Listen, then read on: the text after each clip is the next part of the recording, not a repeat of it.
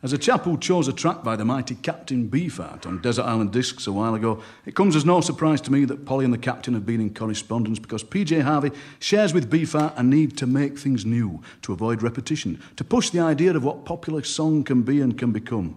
Over 15 years, she's written many albums, including A Woman, A Man Walked By, Stories from the City, Stories from the Sea, and To Bring You My Love, and she's always written with a keen sense of shared history and culture and the place of love and desire in the crowded world. Her new album, Let England Shake, is about war and the pity of war, and perhaps that's why the Imperial War Museum invited to be a war artist. Let's hear a song and then we'll talk. So what's the first song, Polly? This is called Written on the Forehead. Right.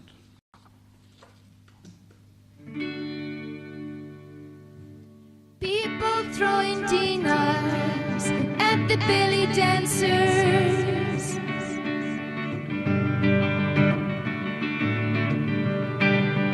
In a sad circus by a trench of burning oil.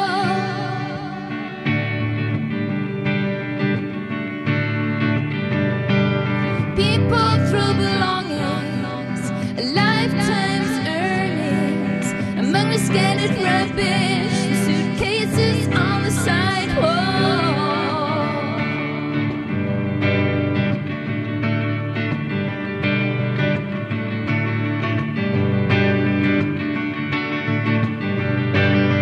Date palms and orange and tangerine trees, and eyes that cry for everything.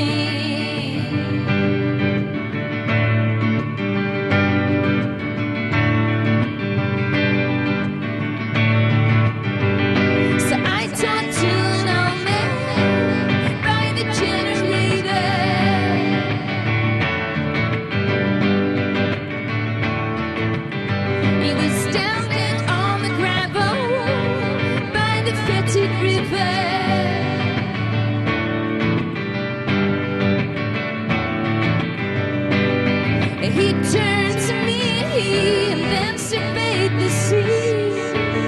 Said, war is here in our beloved city.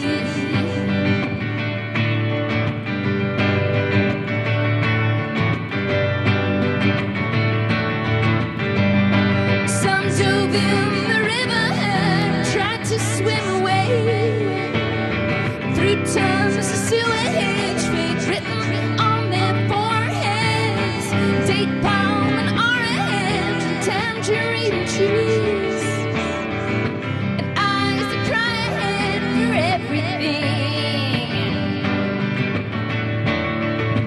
Let it burn, let it burn, let it burn, burn, burn.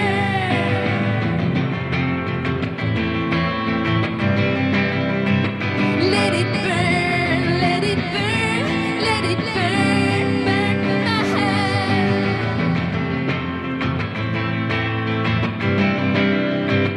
Let it burn, let it burn.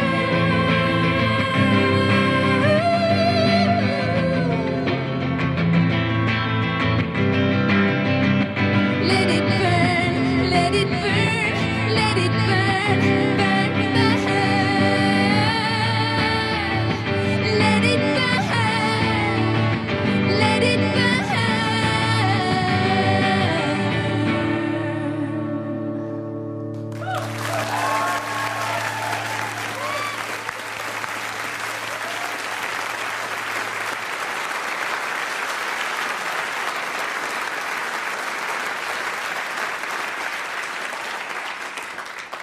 Thank you very much, PJ Harvey. Now, seems to me that in this album and the song you've just sung, you're looking outwards, and yet a lot of your previous work has been what happens inside. I just wondered about what happened, what brought about that change. Is it partly the times that we're in?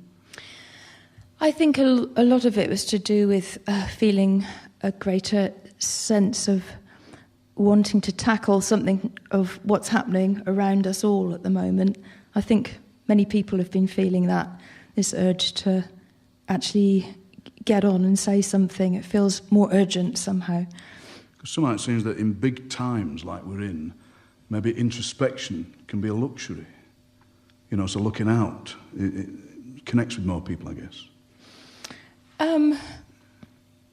It's definitely a very different way of writing. I found that certainly when it came to making songs out of the words that I'd written, wanting to have many voices rather than just one voice, and it felt like it needed to be much more of a community that were saying these songs. Now, I know that for the research for this album, you read a lot of T.S. Eliot and Harold Pinter. I just wonder what that reading gave to you in terms of language and in terms of insight on the kind of things you wanted to write. Well, I looked in many different areas, actually. In terms of writers, I was mostly reading Harold Pinter's work, not just his plays, but a lot of his poetry, a lot of his political essays, but particularly his poetry. T.S. Eliot, I was just reading everything, but I was looking a lot at films as well, particularly Stanley Kubrick's work, Ken Loach, a wonderful film called Waltz with Bashir by Ari Folman. And I went to a lot of theatre productions. I really admired Jez Butterworth as a playwright, and I saw Jerusalem. Ian Rickson, who directed that, I like a lot of his work as well. But these were all, it was many different areas that I wanted to absorb from. A lot of artwork as well, a lot of Goya's work and Salvador Dali. I find myself much more influenced by the visual arts rather than other poets, really. But I don't know, I think it's probably because I come from a visual arts background that I'd find very stimulating. As we chat, could you pass a guitar to your man who's going to tune a guitar? That'd be great, because this is a live show. It's interesting, isn't it, that a lot of songwriters will take from the visual arts. But in your work, there's such a lot of poetry. The song we just heard, one of the verses, I talked to an old man by the generator standing on the gravel by the fetid river. I'm just so interested in how that came about, that rhyme, generator and fetid river. I just love the way that... I'm interested in process. How did that come about? Oh, it's hard to remember. I don't know if you find that too. When you're running with a poem, it sort of unfolds itself in front of you and you just follow it. And sometimes when you go back and try and remember how it happened, it's almost impossible because you just have to have the faith and follow it as it's there, happening in the moment, unfolding. I can't remember exactly. I often speak the words out loud as I'm working on them. And with this whole album, I worked on the words quite separately from the music. I spent many, many months, probably a couple of years, just writing words and trying to make them work on a page as poetry and to be read aloud or shouted. And that was, I found, quite a good discipline. And at the end of the day, I ended up with a much stronger song for it. And that's the first time that I'd tried writing like that. So often, if I'm just standing there reciting what I'm doing, then naturally you look for the rhyme. It just comes. And that helps as well, I think, with the rhythm, because to me, when you're performing a poem, the performance poets will agree with that the breath helps, doesn't it? When you've got the breath, breathing when you're performing a poem is different to the breathing when you're singing a poem, I guess. The Verb, as you know, is a programme that delights in the process of writing, but a lot of writers say to me that in the end, the process is a mystery. Is that how it is for you? That's a tough one to answer. There's certainly a degree of mystery to it. I feel for myself that, to begin with, there's an awful lot of work that has to be done in terms of study, hard work, research, collating, gathering, rewriting, writing. And then when you get to a certain point, you have to discard all of that and just leave yourself wide open for it to present itself. And that's sort of the most frightening part. So it's a mixture of mystery and lots of hard work and preparation, I find. So the hard work and preparation leads, in a sense, to the mystery being accessible? Yes, it's almost that, just being prepared to then throw it out there into whatever's going to happen. I know you belong to a poetry club. Is that right? Is that a kind of workshop I do, that you actually, go to? yeah, just in the last year or so. Again, it was just happens locally to where I live in Dorset, and I found I wanted extra help, extra feedback. So I think it can be quite a solitary experience to just write alone, and it can be really helpful to sit with a group of people that all do the same thing you do and reflect on each other's work, and you get to learn how to take yourself out of just being the only person that's looking at your words and be able to look at them as if it's somebody else that doesn't understand what your thought process was, and for that they still have to work. So it's certainly helping me. So a you lot. take the work along in an unfinished state. And, Yes, yeah, we just workshop things that are not quite finished but they're having trouble with. Now the album's called Let England Shake, and there's a track called simply England. The next song we're going to hear has got the line, "Take me back to England and the grey, damp filthiness of ages." Are you trying to head towards your own artistic definition of what England is, do you think? I don't know. With that song, again, it was. I often see songs or poems. I see them visually before I actually can write them down, and I can remember specifically with this. It was almost like a camera shot. Started off wide angle, you've got a full view, and then it slowly focuses and comes in closer and closer until you end up on the one thing, the rose at the end of it. And often with songwriting or word writing, I find that it's almost like looking at a still from a film or a certain scene from a film and just writing down what I'm seeing. All right, well, let's hear The Last Living Rose.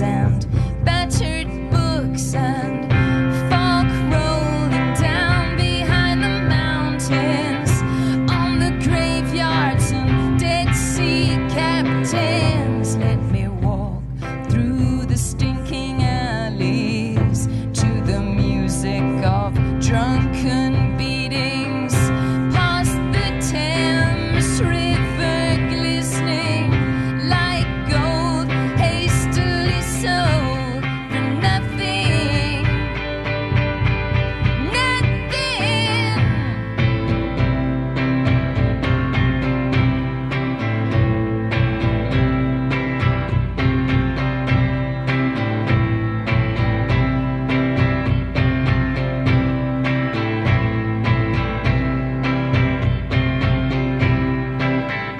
Let me watch nightfall on the river, the moon rise up and turn to silver, the sky move, the ocean shimmer, the head shake, the lost living rose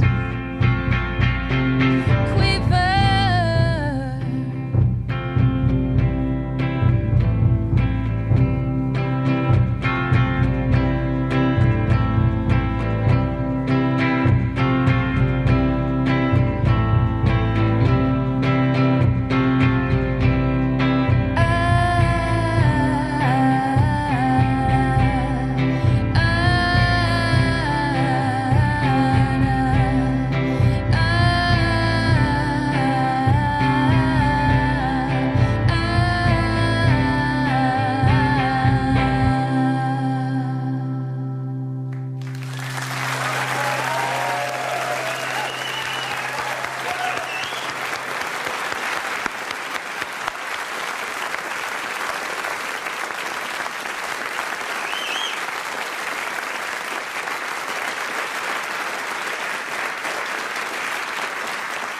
Thank you very much. Thank you very much to PJ Harvey. Her new album, Let England Shake, is out now on Island Records.